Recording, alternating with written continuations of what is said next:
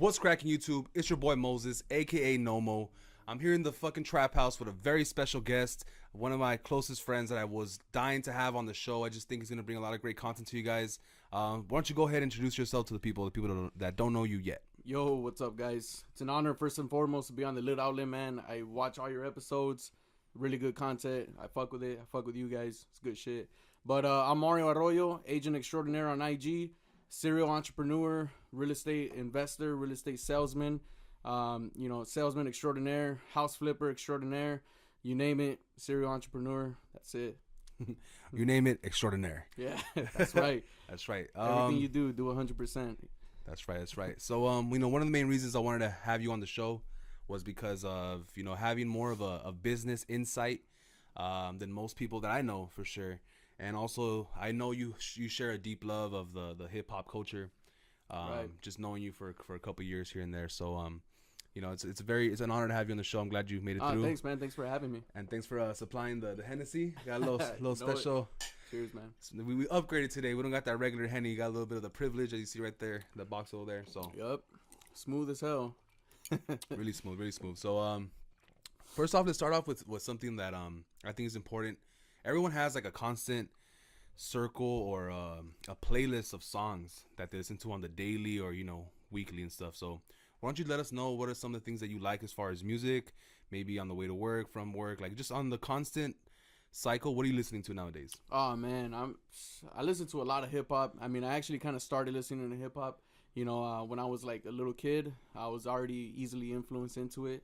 A lot of my family, my dad, uncles, stuff like that. But as of late, I really fuck with a lot of new shit. I mean, Nipsey Hussle's probably been on my number one on my playlist. As of late, I want to say maybe the past 6 months, I've been listening to Nipsey. I really fuck with his shit. I listen to a little bit of everything though, man. I mean, I really look up to Jay-Z. I like Kanye West a lot. The Game, you can't forget The Game. I even listen to a lot of the old shit, Dre, stuff like that. But as of late, I like listening to people that have a little more of like a little entrepreneurial twist on their lyrics, I kind of like that. So all that gangbanging and shit like that was popular in the 90s, early 2000s, that kind of died out. It's not really relevant anymore. So I think as of now, a lot of artists are just focused on, getting money and stuff like that. And I like that. Awesome. Yeah, I mean, there's a lot of people out here, like, you ever seen those memes where, like, there's somebody in the car and they're driving the way to work and it says, like, me listening to trap music about selling drugs and fucking bitches on my way to my 9 to 5. Like, there's some people that can do that. There's some people that can, like, really escape with music and listen about selling drugs and fucking bitches and doing drugs and all sorts of drugs, because that's what most music is nowadays. And then not even do that in real life, But then there's some other people, like, that just can't pretend and can't fake the funk and can't listen to something that doesn't really pertain to you. So no, that's 100% true. I mean, me too, man. That shit fires me up in the morning. I listen to it at the gym if I'm not listening to like a podcast or something like that. I listen to it to amp me up before an appointment with the client. Something that I know I'm gonna be competing with multiple people. I want to listen to some shit that's gonna get me hype. Like put me in the zone and nobody can fuck with me. I'm the best. Yeah. Mm-hmm. You get a lot of that nowadays. Definitely. Well, you touched on it a little bit, but like, who are some of the people that influenced you into certain genres of music, whether it be English or Spanish? Because us having being Hispanic or Mexican, whatever you want to call it, that's right. We definitely listened to a lot of Spanish music growing up, but since this is a hip hop show, you could dabble into Spanish a little bit. But like, who are some of the people that influenced you into your hip hop, Well, taste? it actually kind of started with one of my uncles, my dad's brother, and my dad a big part of it. My dad was a big Ice Cube, Nate Dogg. My dad loved Nate Dogg. That was like probably one of his favorite artists. Snoop, all the West Coast people, Dre, all that stuff, all that whole 90s shit. My dad loved that, but actually my uncle, his brother, my uncle Henry, he actually put me up a lot on music because he used to spit freestyles with one of his boys, one of his homies. Damn. And he still does actually to this day. And that's not something you just drop. Like, yeah. I have an uncle. He's like, he just got hip surgery and knee surgery, and he swears he can still pop lock and fucking break dance on cement sometimes. That's right. And so that was kind of what it was for me with music. Is that my uncle really put me up on that, at a very early age. I tried writing my own lyrics. I think I was like in 5th grade or something like that. I tried writing my own lyrics, and then in 8th grade, I started fucking with it more. I kind of let it go in middle school. 8th grade, 9th grade, and then next thing you know, I'm in high school spinning freestyles against some cats that also rapped, you know, whatnot. And then there's actually some shit still on YouTube. Yeah, me spinning some freestyles against some cats at school, and you know, trying to battle. I love to battle. You know, when it came down to hip hop, I mean, I love getting in that zone and, you know, letting people know that I was better than them. You know, my skill set was better. But at the end of the day, it was all fun and games, you know? Yeah, definitely. And, but yeah, I mean, I would say my uncle heavily got me into it. And then, you know, being Hispanic, like you said, too, a big part of music was also, you know, Spanish, you know? And what I ended up fucking with a lot was norteño. You know, if you guys are familiar, it's, you know, accordion, guitar, drums and bass, you know, so I kind of was fucking with that for a while. Started my own group in high school as well. You know, once all my cholo and gangster friends got kicked out to a continuation school, I was one of the lucky ones that survived. So after that, I started kicking it with the paisas. And kicking it with the paisas, you know, I started listening more to that music, and it was already in my blood too, because I was already listening to it at home as well. And yeah, one thing led to the next. You know, one of my homies was like, hey, you're not down, like, get this instrument and I'll get that instrument. And I was like, I'm down. It started like that, you know, like, you're not down. And then you're not down, fool. Yeah, exactly. And then next thing you know, we both get our shit. We're like, oh shit, like, this guy wasn't fucking around. And then, you know, we form a whole group. You know, my brother in that group as well, 2 other homies in that group, and, you know, it turned into something else. And next thing you know, we're junior, senior year, fucking playing in Rodeo. We played in Rodero. We played in Potreros, you know, before they closed down. And, you know, we had some pretty big gigs, man, for some kids. And we were getting into the clubs, and we were doing that. So music's just always been a part of me, bro. But at the end of the day, if I had to choose a genre I got to stick with, I'm definitely going to stick with hip-hop. Right. Rap. Yep. Yeah, especially growing up, you know, in L.A. and the time that we grew up in.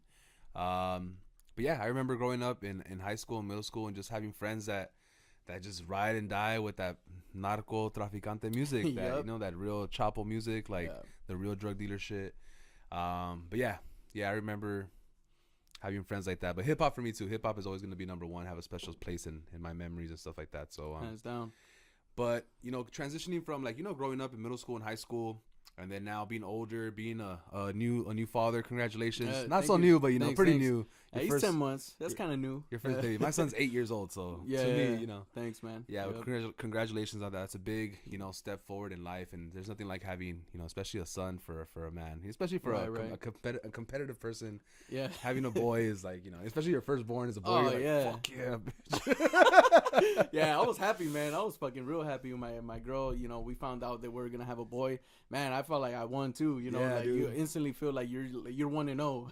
Yeah, exactly. I So it remember was cool. I got the phone call from my son's mom, and she's like, "Oh, we're having a boy." And I was all, man, like, she's like, "Oh my god, I thought you were gonna be mad that I told you I'm pregnant." Like, because remember, you know, I was like 19. Yeah.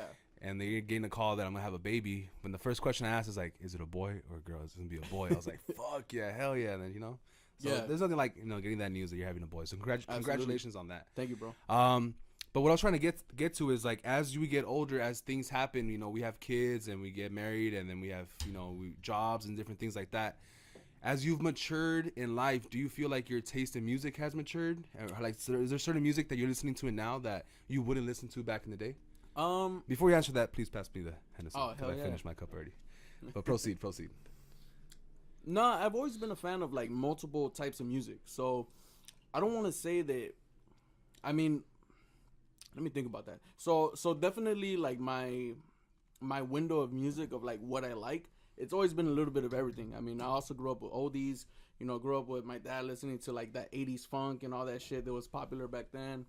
You know, so it's always just kind of been there. I think I just, growing up, because, like, you know, once you get to a certain, there's a lot of cats that get to a certain age and they just stop looking for new music. They're just gonna fuck with whatever they already heard, and that's it. You know what I mean? I'm sure you could think of a few people like that. Definitely. But for me, I mean, I love finding, you know, what's new out there. You know, who's a new up and coming artist. You know, Shoreline Mafia, O3 Greedo. You know, cats like that that are still, like, they're on the come up right now. You know, so I like hearing what they got to say. You know, finding out who's next up. You know what I mean? So I kind of like that too. So that's kind of cool. And then I don't want to say, like, it evolutionized. I just like what I'm looking for. I think ultimately I just want to know what's new out there. Yeah. You know, who's next. Yeah, I definitely think there's a certain type of person or personality? Like, are you the type of person that's always looking for the next opportunity? Or are you the type of person that, you know, you're more of a hermit crab and you want to kind of stay where you're at and be comfortable? The people that are more comfortable typically stay with the same music, the same clothing, the same everything, whether it's music, food, whatever it is, you know, partners in life or whatever. Where there's some people out there that are not afraid of an opportunity to jump on if it makes sense as far as money or growth. And when it comes to music too, like for example, back in the day, like the original reggaeton wave with with Don Omar and Daddy Yankee, like I was not a big fan. Of course, there were songs. Yeah, there's songs that you can't help but nod your head. Like Gasolina was a fire ass song. Yeah. Like, I don't know how many times platinum. Like those are great songs, but I never really dove into it because I just feel like I was just so married to hip hop and rap, you know. Right. But now, as I get a little bit older, I'm fucking with Bad Bunny. Oh yeah, I'm same fucking here. with Anuel. Double Anuel. A. Yeah, it's funny. I know, right? It's funny because just the other day I put something on Snap and I was listening to a song by Anuel, Bad Bunny, and all them, and it's a song Sensualidad, and I was listening to that and I put it on my Snap. And I was just like, damn, like 2012 Mario would be like, what the fuck are you listening to? Hell yeah, bro. But it's cool, man. I mean, like, so actually, yeah, you're right. I have opened up my genres a little bit. One thing I probably never fucked with and I probably never will fuck with would be country. I can't seem to find that, I don't know. I can't seem to find that common ground. I like music I could relate to, you know what I mean? Yeah, definitely. Like a big part of it has to be that I could relate to it a little bit. And there's nothing I could relate to in country. I mean, I don't drive a fucking tractor, but I mean, I know I'm being like a little dumb because like, it's not all about that either, but but anyways, I just can't find something that I could kind of bring myself to common ground with it. Yeah, definitely. Let's switch sides a little bit because part of the culture nowadays and just culture in general, just American culture, is going to be social media. So social media is a big part of everybody's daily life, I would say, especially with that new. Do you have that new update on your iPhone that tells you how many hours a week you're spending on your phone? I do. It trips me out. And then it lists like you're on this app, this app, this app, this app, and mine is like Instagram, Snapchat, Facebook, and then like the rest of the stuff on my phone. Oh, same here. I mean, circling back a little bit to business, the main reason why I'm on social media so much is I love to engage with my people on Instagram, on Snapchat, and Facebook. Bring it back, full circle. I'm a realtor at the end of the day too, so I like to make sure that people are staying up to date with what I'm doing in real estate and letting them know that like if you ever choose me as your realtor, like, you're not fucking with somebody that's, like, hasn't really sold that many houses. Like, I'm active out there. I'm doing it. So, that's a big reason why I'm on IG, Facebook, Snapchat. But, I mean, at the end of the day, too, I just like staying in touch with people. I'm very social. I'm a very social person. There's so many, like, you post so many fucking funny memes. Sometimes you're just having a rough day. You just need something to laugh at. You know what I mean? So, it's kind of cool, too. Yeah, I mean, I definitely love social media. It serves its purpose, but I definitely feel like there's been a shift or a change in social media. Earlier, I don't want to sound like one of those like, oh, back in my day. But like, maybe a year or two ago, social media was a little bit more fun. It was a little bit more organic. It was a little bit more not so many sponsored ads, not so many like I feel like Instagram is trying to tell me what I like more than letting me choose what I like. Well, yeah, the algorithm, my bad, kind of changes sometimes too. Usually you're going to see something that, like, for example, if I'm always liking your shit might come up first before anyone else that I'm not really liking their stuff. You know what I mean? So sometimes, yeah, I mean, the algorithm kind of manipulates what you're going to see first. And sometimes if you have so many followers and you're following so many people, there's no way you're going to get to everybody. You know what I mean? You're going to miss out on some people. So I mean, yeah, just to kind of touch up on what it is that you're saying too. Yeah, I would really like for it to go back to like what is the word I'm looking for, to it just if I want it to come back, like if someone posted this now, that should come up first, and then by timeline, like by a specific time and date, not be like not I don't want Instagram to be thinking for me or Facebook to be thinking for me, and like I think you're gonna like this, because at the end of the day, what they want me to be engaged in the app and spend more time in the app, so they can run more sponsored ads, so they can make more ad revenue, and then that just doesn't feel. I feel like they're trying to fuck with me.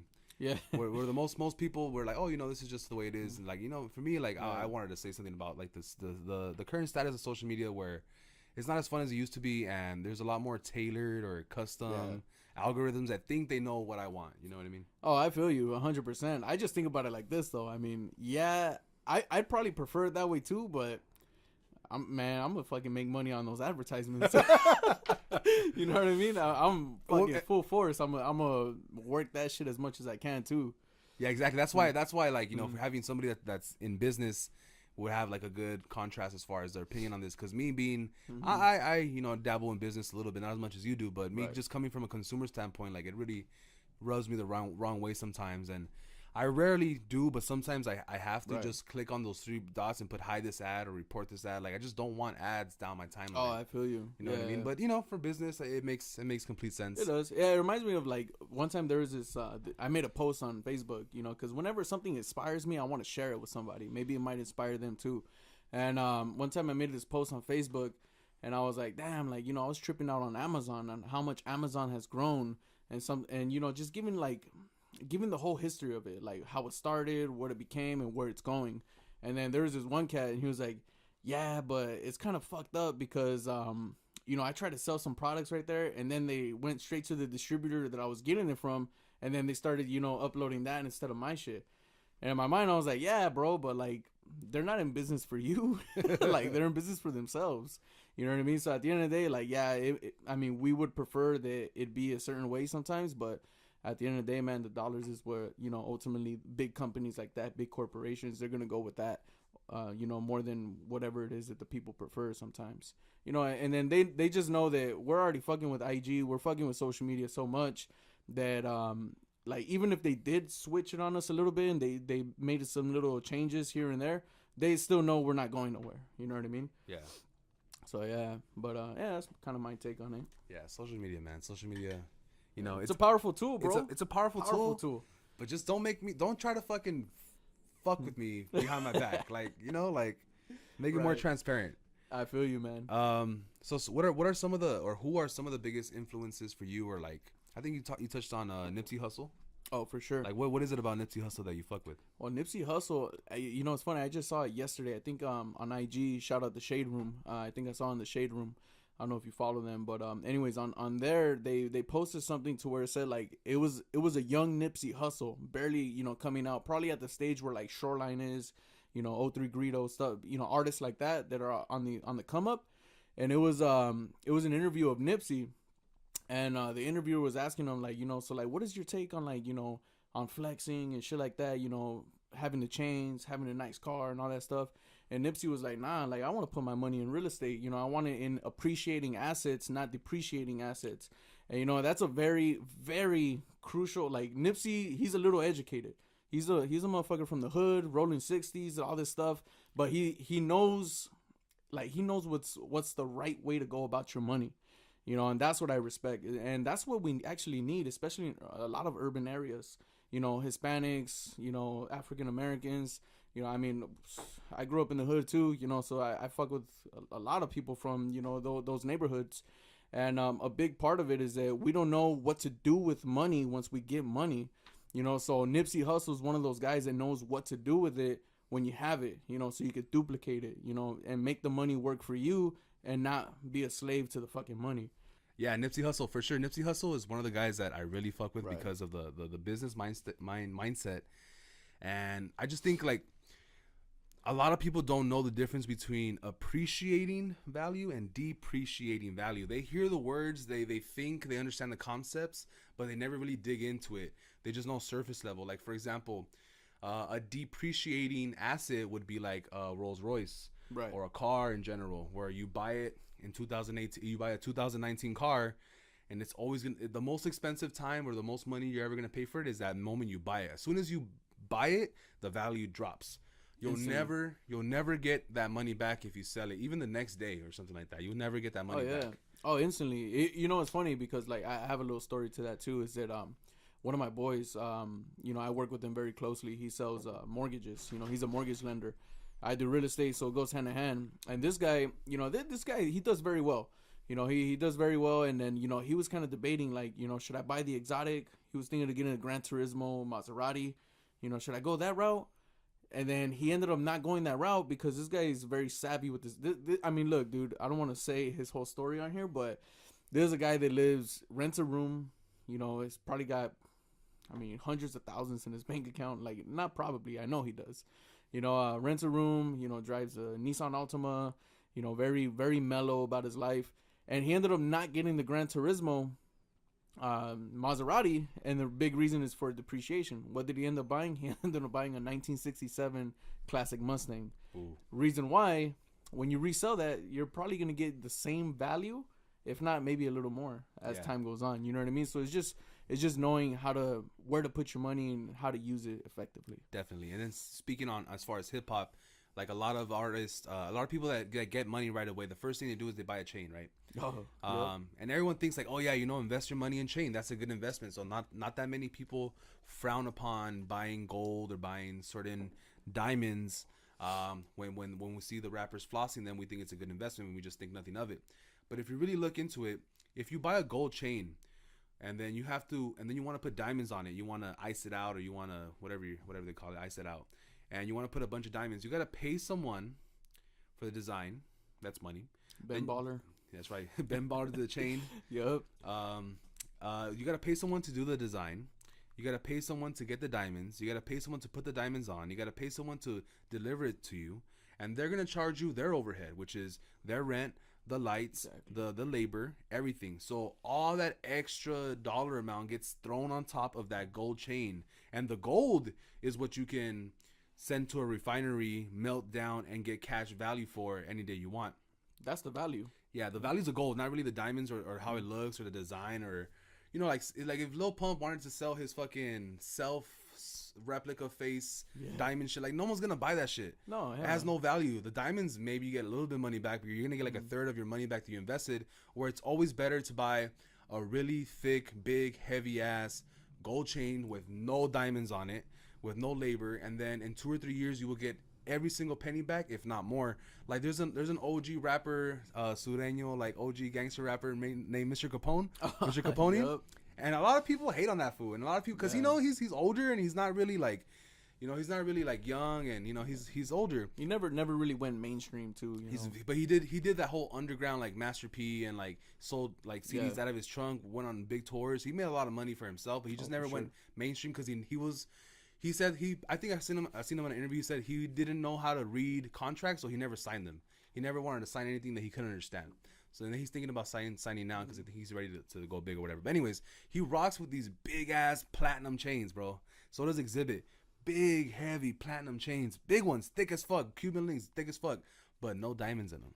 Interesting. No diamonds in them. So whenever I see someone that rocks a big ass chain, but with no diamonds in them, oh, I'm like, oh, this motherfucker knows. He knows what's up. This motherfucker knows. Because as soon as you put a diamond on that bitch, it starts to depreciate. Right. You know what I mean? Oh, yeah. I agree, man. You know, just really quick, though, I just thought I'd point out that, you know, you said he never signed a contract because he didn't know how to read them. But that's what attorneys are for. You know, but anyways. But, yeah, I mean, back to your point is that, yeah, I mean, for sure, you know, when I see that, too, I recognize the same thing. Because, again, fan of hip-hop, fan of business, fan of investments. 100%, dude. You know, when you're going in, you're gonna buy. I mean, sure, people want to flex. You know, especially you become an artist. You know what I mean? I mean, you're gonna get it, but that's the key. Is that, you know, how are you gonna go about it? You know what I mean? You buy a card that's already depreciated too, and then you want to slap fucking, you know, back in 2006, you want to slap 26s on it. You know what I mean? Like, that's not really helping the value either. Or a fucking system of you know, like... Or when spinners were cracking, you know? Yeah, you won't get nothing for spinners now. Yeah, exactly. So I think you know, some of the... It just depends on what kind of person you are as far as what music you listen to and how does it affect you. But is there anybody else in hip-hop that does music that really kind of influences you or you like as far as business? J. Cole. Yeah, J. Cole is another one, you know. Especially his last album, KOD, you know. So KOD, man, I mean, he dropped major nuggets in there, you know, talking about money, like ATM, you know, different songs, different tracks, and then he was just throwing in little things here and there in his music too that it just kind of makes you think, you know, you can't take it when you die, but you can't live without it, you know, like stuff like that, you know, like it's deep stuff, you know, and he's not really like more entrepreneurial, business minded like Nipsey, but he's like the not, I don't want to say the opposite, but he's also like, hey, like don't forget about the other stuff, you know, because it's not all about the money either, you know. So I like that too, you know, that's a big influence on me, and that's why I fuck with J. Cole. J. Cole. Mm-hmm. What about anybody else? Anybody else you got? Really Dude, I love Kanye. Ooh. You know, Kanye is a very interesting artist. He's a polarizing figure, and for the people, we're having a little vocabulary lesson today. Polarizing. You're either with him or you're against him. Absolutely. No one's like wishy-washy. Either love that guy or hate him. So he's a very polarizing figure. Definitely. You know what happened is that, like, before real estate, before, you know, jumping into my entrepreneurial world and, you know, getting into everything as far as business and stuff like that, I didn't fuck with Kanye, bro. Like, I could not stand the guy. You know what I mean? Because, I mean, the guy walks with, you know, with fucking nose in the air, you know, chest out, you know, like, don't shake my hand because you're probably dirty. Like, that kind of guy. You know what I mean? But I believe now that Kanye is, like, a very misunderstood person. And everyone mistakes him for, like, being a dumbass, right? Like, oh, like, he just went out and said such and such. Like, what a fucking dumbass, right? But on the flip side, I got a theory that he's actually a lot smarter than 90% of the fucking population. And the fact that he's a lot smarter and a lot more educated, like the rest of the people, just, he comes off as a fucking idiot. But I think the problem with Kanye is that he just doesn't know how to express himself. But the reason why I fuck with Kanye is I just love how highly he thinks of himself. You know, like, no, dude, he is the most influential guy on the planet in his mind. I don't agree, but he thinks that. Yeah. Confidence. Exactly. And confidence will always win the fucking battle all the time. You know, and so many people will give him all kinds of shit for he said this, he said that. It doesn't matter. Like, you're not fucking with what's in between his ears. You know, his mindset is just so huge, and that's a winning mentality. You know, and like it or not, you know, some people say like, oh yeah, but he went bankrupt, this and that. You know, but dude, the guy's a fucking winner. You know, I mean, what kind of house did you wake up in today, and what kind of house did he wake up in? He's a winner. Damn. You know, 100%. So I fuck with Kanye because I just love that mentality. Yeah. You know, and when you're in the entrepreneurial world, when you're starting a business, you gotta have that mentality, because it's like, I use this analogy a lot, but you and I are in business, right? And you're the competition. But we're friends too. You know, we're friends, and, you know, we can help each other level up. But the last piece of bacon on the table, that's either going to feed your family or my family. So you better believe I'm going to try to fucking take that from my family. We ain't splitting no bacon, bro. You know, so that's kind of like, that's the mentality, you know, like harsh, dog eat dog. Like, I like that, you know. Definitely. Mm-hmm. You know, as far as, you know, let's keep it on the business, since that's the topic that we're on right now. We talked a little bit about some of your music, or some of the people that musically you look up to, and as far as influences. But in the business world, you know, who are some of the people you recommend, or who are some of the people that you are highly influenced as far as when it comes to entrepreneurs or business or money or anything like that? Who do you fuck with the most? Yeah, well, they're gonna like that I'm gonna shout them out probably, but actually one of them is my broker. My brokers, both of my brokers, you know. One of them, they call him Tapatio, Jose Tapatio Perez. The guy is like, I see him every day. You know what I mean? So the guy is definitely a big influence on my life. You know, he's always giving me some good nuggets, some good stuff that, you know, keep me in check, make sure that I'm doing what I got to do in order to provide for my business, make sure it's expanding. Edwin Acevedo, my other broker, another guy, you know, guys that fire me up. And these are just guys that I see on a daily basis. But bringing it back to, like, maybe someone in social media that I don't really have that close relationship with. Wait, before you get there, why do they call him Tapatio? It's actually a long story. He could probably say it better than I can, but I think he just started in his high school. You know, it was someone that, like, they said he looked like the Tapatio guy. Damn. On the bottle. And he went to Southgate. Yeah, he went to Southgate High. No way. And yeah, so yeah, they said that he looked like that, and just fucking just kept going. You know what I mean? He branded himself that way. And then real quick for anyone that's in the southeast area, like, you know, Southgate, Bell, Linwood, Compton, Watts, Downey, Bell Gardens, Bell, HP. If you're from around this area or close to, like, a 10-mile radius, no one ever pronounces the TH in Southgate. Oh no, it's Southgate. And then if you're really like Paisa, like you're not from here, you're gonna say Southgate. Yeah. Are you from Southgate? No one Southgate. like in Spanish. I guess it's hard for our parents or our older people to pronounce the th and the te at the end of Southgate. So it's Southgate. Yeah. That's how you pronounce it. But no one ever says it like that. It's Southgate. Yeah, Southgate. exactly. So, anyways, yeah. Anybody that's really big or like Grant Cardone, man. Grant Cardone is a fucking serial entrepreneur as well. This guy dips his hand in any honey jar that's open. You know what I mean? So anything he sees anything he sees opportunity in, the guy's going fucking ham. He's going all in. You know, and I love that. This guy's think about it later. You know, just commit to that shit. Do it right now. You know, what are you waiting for? You know, it's like the guys that what was that college commercial? Like, hey, you right there on the couch. You know, like, yeah, you. I'm talking to you. Yeah, like that shit. Like that's Grant Cardone. Like, get your fucking ass up. You know, go fucking hustle. Do what you got to do and provide for yourself, for your family. And it's not even because like you want to. It's because like you're supposed to. Like, you know, like success is your responsibility. It's your duty. Like, you got to do that shit. You know, and because if you're not trying to build, I mean, you might as well just get in the casket right now. Yeah. You know, because I mean, like, what the fuck are you here for if you're not trying to better yourself? Yeah. You know, so I love that mentality. Grant Cardone's big on like mediocre. What is it? Mediocre.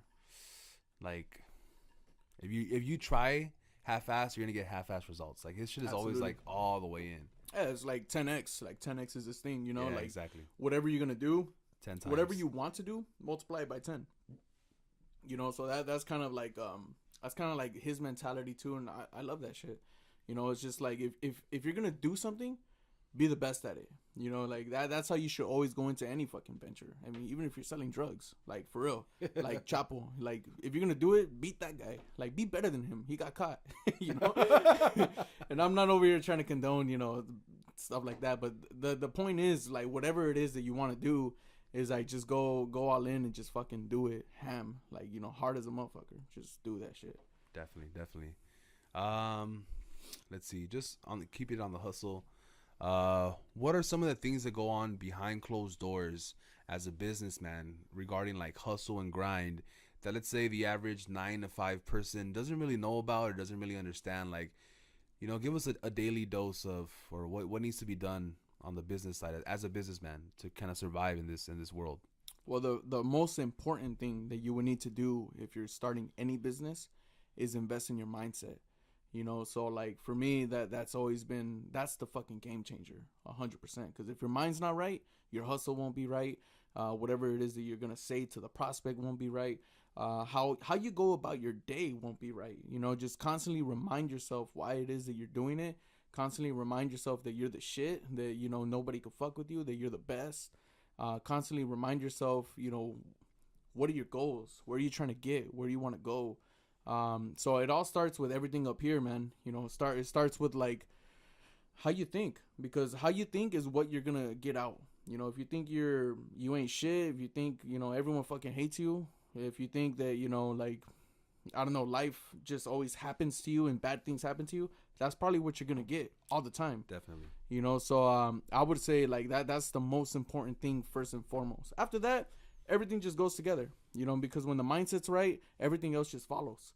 You know, your health starts getting in shape. You know, you start checking yourself on what it is that you're doing in your health.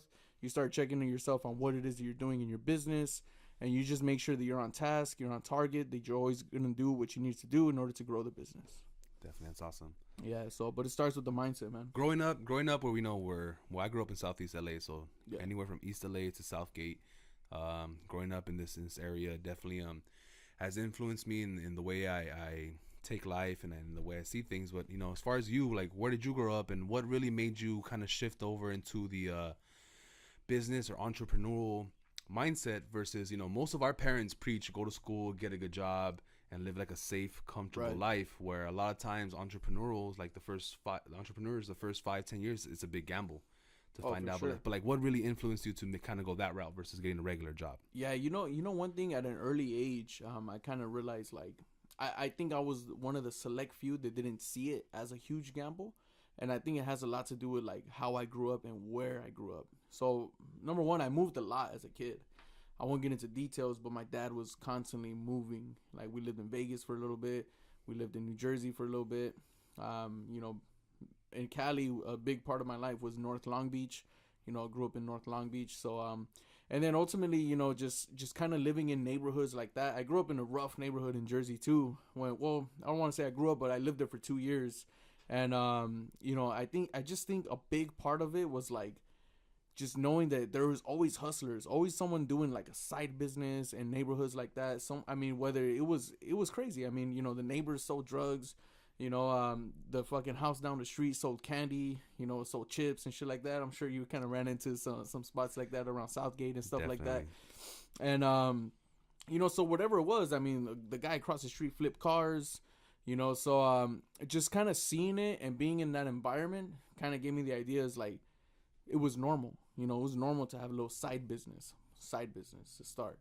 And then ultimately, as I grew and I went, you know, in high school and stuff like that, I kind of discovered a big part of like why do I like business so much? And I think it was just the rush of sales. Like, I love sales. You know, I love talking to people. I love, you know, closing deals, stuff like that. There's just a sense of fulfillment that it gives me.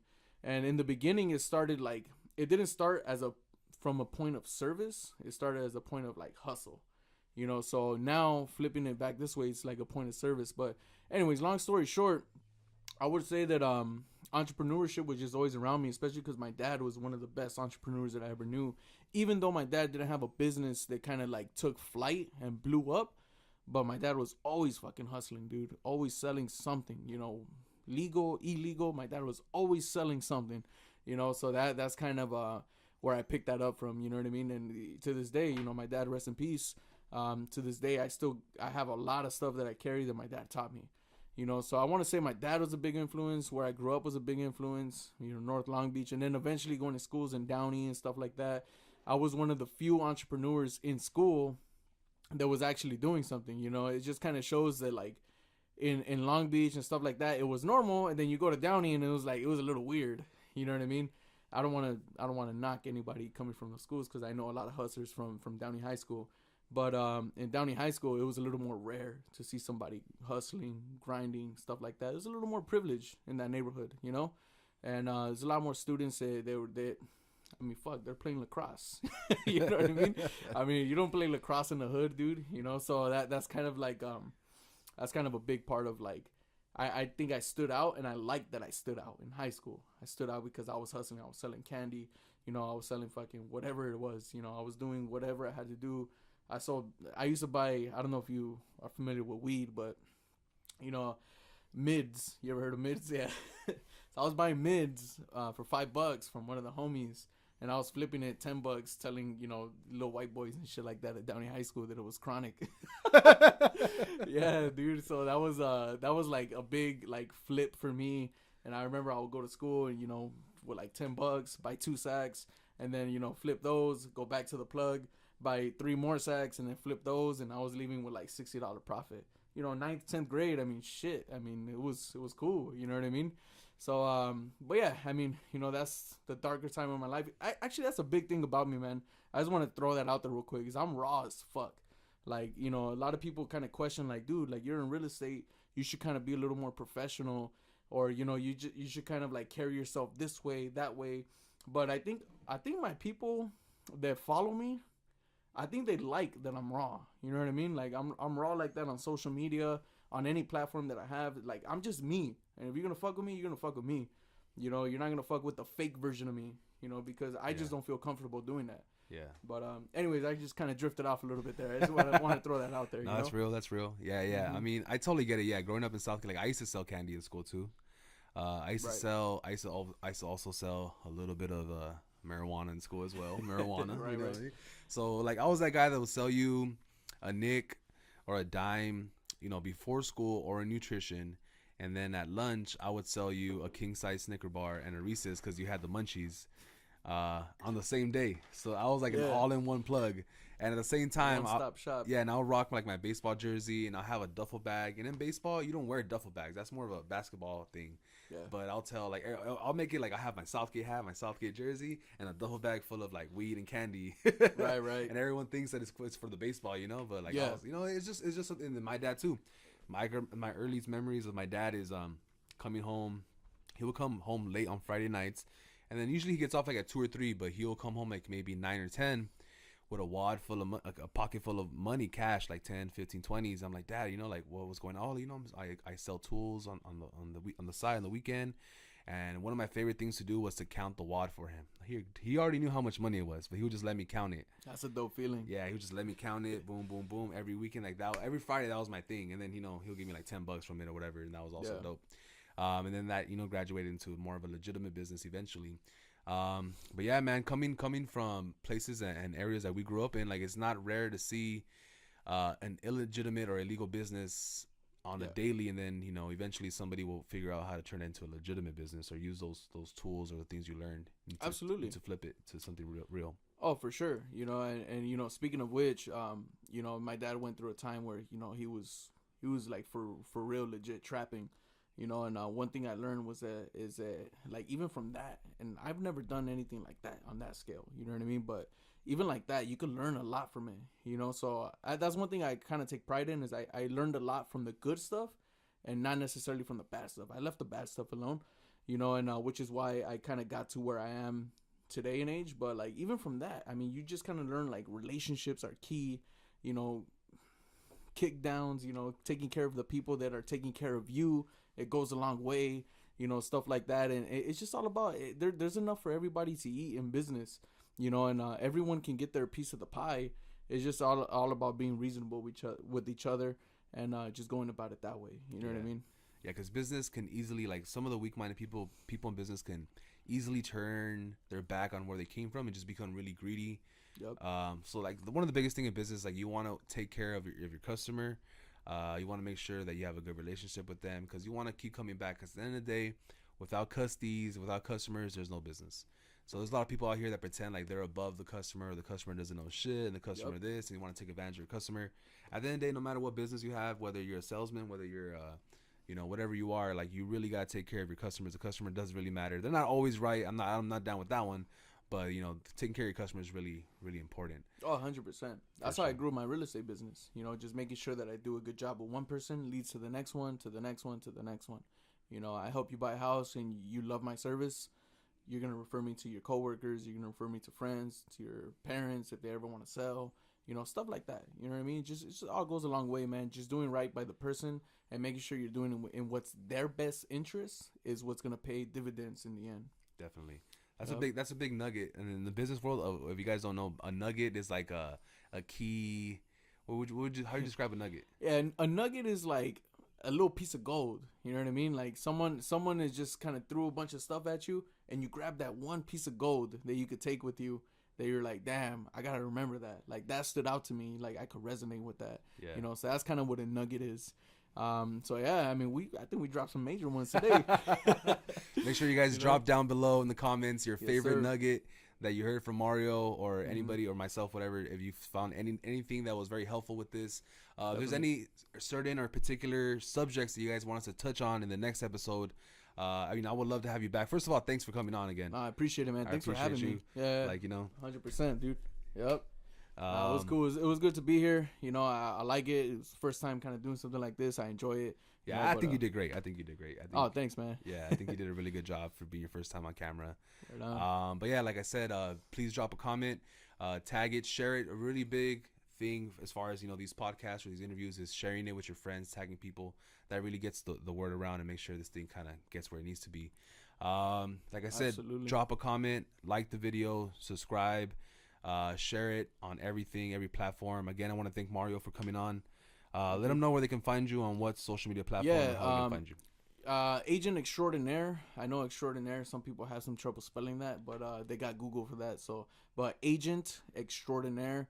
That's my Instagram account, and then Mario J33 on Snapchat, and then on Facebook you just find me as Mario Arroyo. Yeah, on Facebook I'll be the guy wearing a suit. On IG I'll be the guy wearing a dress shirt. On Instagram, I don't know, you'll see my Bitmoji or something, but but yeah, I mean, you know, I love to link with different people, you know, pick my brain if you ever want to pick my brain. Like I said, I try to keep it as raw as I possibly can. You know, I love helping others. That's kind of what's next for me, is I just want to get out there and, you know, help more people. I've kind of helped myself right now, and you know, in the future, that's what's next for me, is just making sure that I can help other people with their hustle, their come up, and you know, just kind of put them on game on what I'm doing, because I mean, I come from a similar background as, you know, Moses and a lot of people, you know, from this neighborhood, and you know, it's all about just leveling up, you know. So DM me, whatever, I always respond. Yeah, definitely. And I could vouch for Mario as far as you know, his resume. I don't want to get into details as far as how much money he makes or how long he's been doing it, but I can definitely vouch and seeing the last I've been following him or been in contact with him in some sort of way the last 4 or 5 years, and I can definitely see his come up, his grind is like no other. A lot of people talk about it, but a lot of people are not about it. Just like in music, you can tell when someone's rapping about something that they're not really a part of, and then the people who are usually the most successful are the ones that we follow because we trust and believe that they're rapping and telling us the truth. And there's a lot of truth coming out of Mario, and that's one of the biggest reasons why I want to have him on the show today. So again, thank you for coming on. Thank you, bro. Appreciate that. This will be up as soon as possible. Like I said, share, like, subscribe. Thank you for watching, and we're out. Later.